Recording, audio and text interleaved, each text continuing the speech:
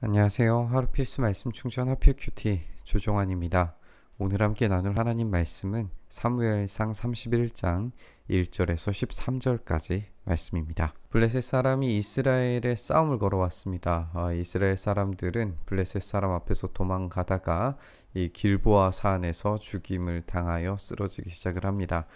블레셋 사람들은 사울과 그의 아들들을 바싹 추격하여서 사울의 아들 요나단과 아비나답과 말기수아를 죽이게 됩니다.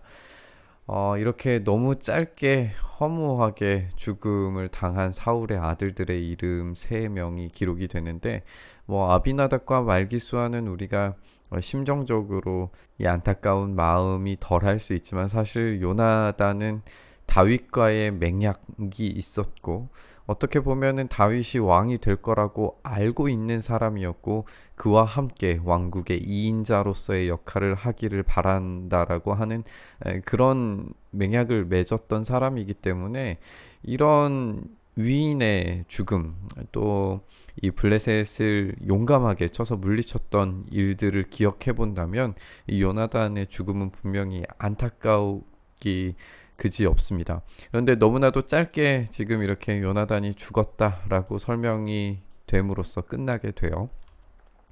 싸움이 치열해지면서 전세가 사울에게 불리해졌어요. 활을 쏘는 군인들이 사울을 알아보고 활을 쏘자 그가 화살을 맞고 중상을 입게 됩니다.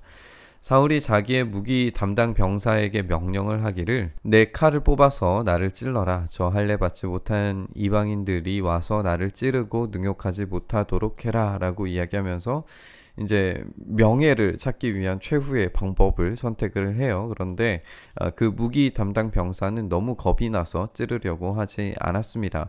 왜 겁이 나서 찌르려고 하지 못했을까? 이제 하나님의 기름 부으심 받은 자에 대한 그런 살인이 얼마나 큰 형벌을 가지고 오는가를 알고 있었을까? 우리는 알 수는 없습니다. 하지만 어쨌든 이 무기 담당 병사가 순종하지 않는 모습은 분명해요.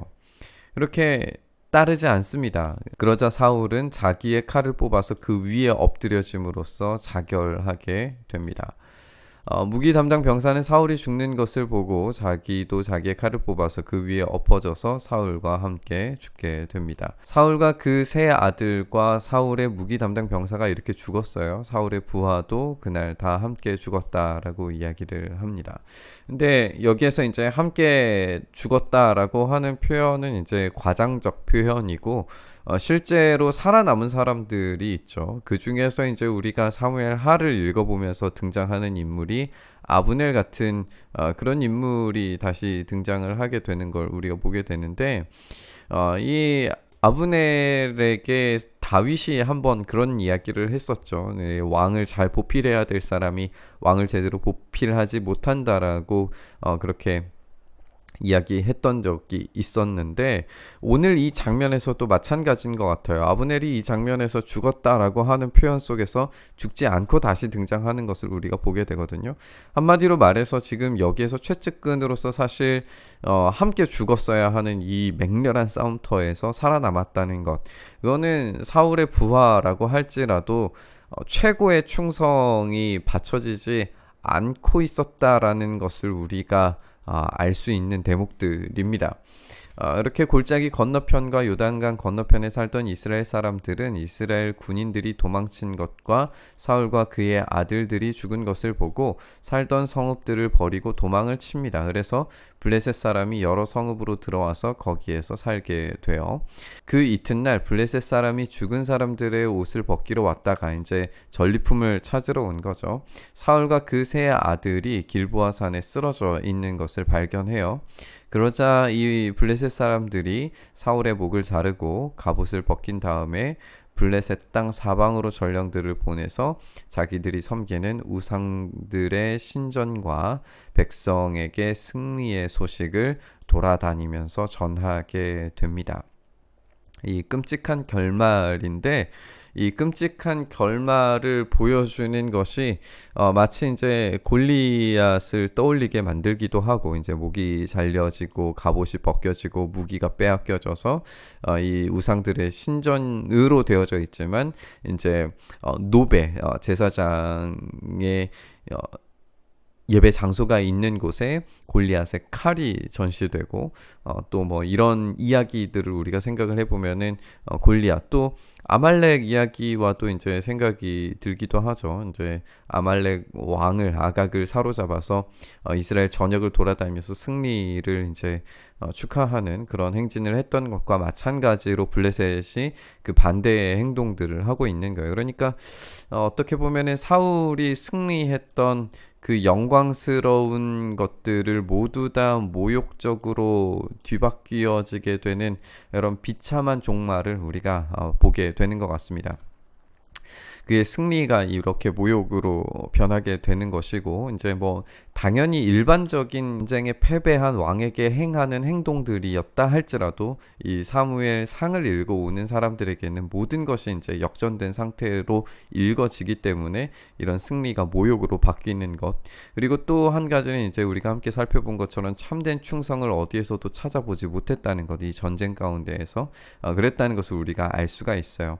이 사울의 갑옷을 아스다롯 신전에 보관하고 주검은 벳산 성벽에 매달아 둠으로써 블레셋의 승리를 그렇게 전시를 합니다. 그때에 이 길르앗 야베스의 주민들은 블레셋 사람들이 사울에게 한 일을 전해 들었어요. 그래서 그들의 용사들이 모두 나서서 밤새도록 걸어서 벳산까지 가서 사울의 주검과 그 아들들의 시체를 성벽에서 내려가지고 야베스로 돌아와서 그 주검을 모두 거기에서 화장을 하게 됩니다. 뼈를 거두어다가 야베스에 있는 에셀 나무 아래에다가 묻고 이레 동안 금식했다라고 이야기를 합니다.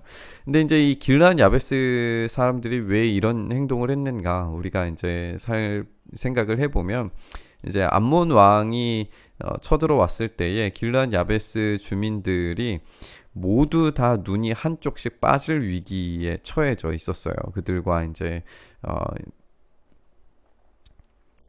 이 암몬 왕이 그렇게 이제 터무니없는 요구를 해가지고 온 거였죠. 그것을 사울이 듣고서는 하나님의 영이 임해서 이 암몬을 쳐서 크게 승리를 하게 됩니다. 그러니까 이때 당시에 사울은 하나님의 영에 사로잡혀서 정말 왕적인 행위를 했던, 어떻게 보면은 사울의 최전성기적 이 모습을 보게 돼요.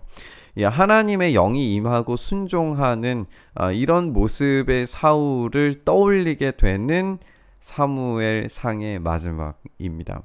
그리고 이제 이 암몬 왕이 쳐들어왔을 때 길르앗 야베스 사람들이 7일만 시간을 달라라고 이야기하면서 얼른 이제 도움을 요청을 했던 것이었는데, 그래서 이 이레 동안 금식했다라고 하는 것이 우리 11장에 등장하는 이 사건을 떠올리게 만들어주는 그런 결말입니다. 우리가 함께 살펴본 것처럼 사울 주변에서 충성을 찾아보기가 힘들어요.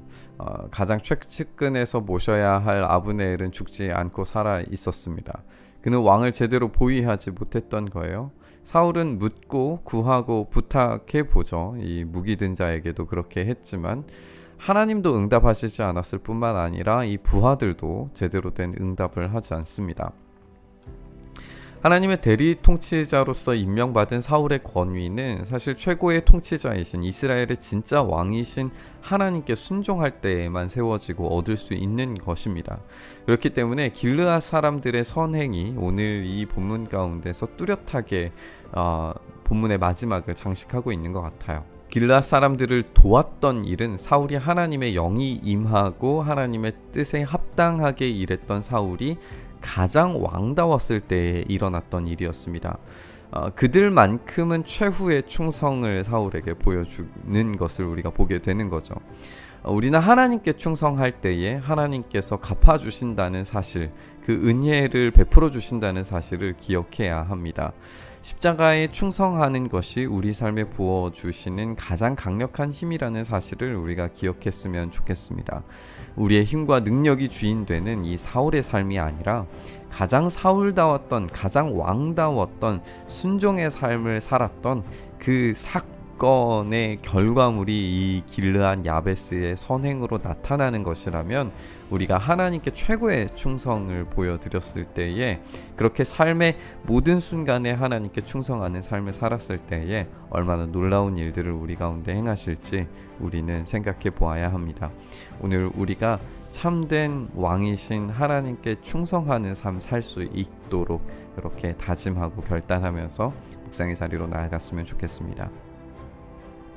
주님, 그렇습니다. 우리가 주님께서 주시는 힘과 능력으로만 살아갈 수 있도록 은혜 더하여 주시옵소서. 내가 왕되는 사울의 길이 아니라 하나님께서 참된 왕이신 삶을 살아갈 수 있도록, 나의 최고의 충성을 주님께만 온전히 바칠 수 있도록 나의 삶과 뜻과 마음을 다하여 주님만 섬기도록 내 삶을 붙드시고 인도하여 주시옵소서. 이렇게 나의 삶의 유일한 왕 되어 주시기를 간절히 바라고 소망하며 우리 주님 예수님 이름으로 기도드리옵나이다. 아멘.